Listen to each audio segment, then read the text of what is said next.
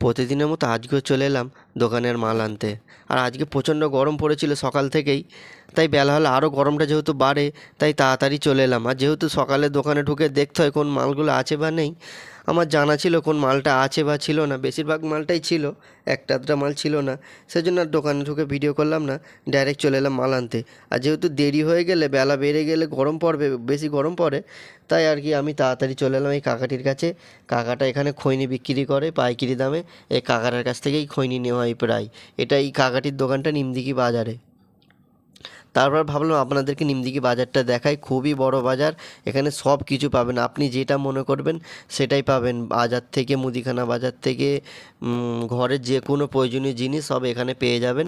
আর যেহেতু এইদিকে প্রচণ্ড গরম পড়ে গিয়েছিল, তাই এখানে একটা কাকা একটা টলির মধ্যে আখের রস বিক্রি করছে ছাতা খাটিয়ে।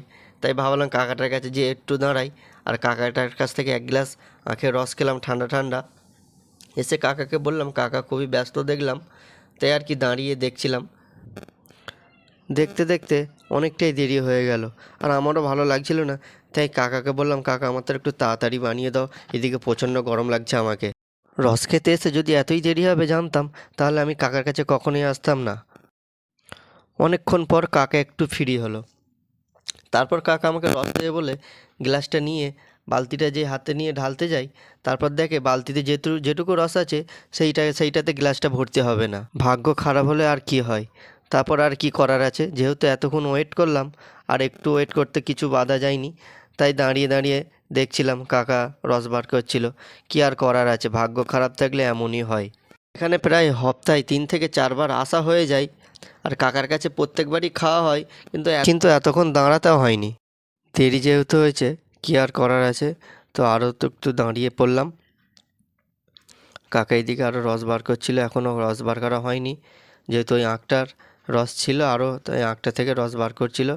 আর এইদিকে ছিল নিমদিঘির ফলের বাজার। পুরো এক লাইন ধরে আছে, প্রায় অনেকটা দূর ফলের বাজার। এখানে ফলের বাজার আছে, এর নিচে আছে মুদিখানা বাজার, সবজি বাজার।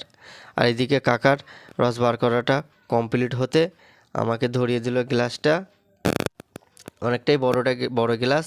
এই গ্লাসটার দাম হচ্ছে মাত্র 20 টাকা। আর আখের রসটা যা ছিল সেই লেভেল, খুব মিষ্টি ছিল, খুব ঘন ছিল, খেয়ে সেই মজা লেগেছে। আর আমার ভিডিওটা বন্ধুরা, এখানের ভিডিওটা এখান পর্যন্ত শেষ হচ্ছে। আবার দেখা হবে পরের ভিডিওতে।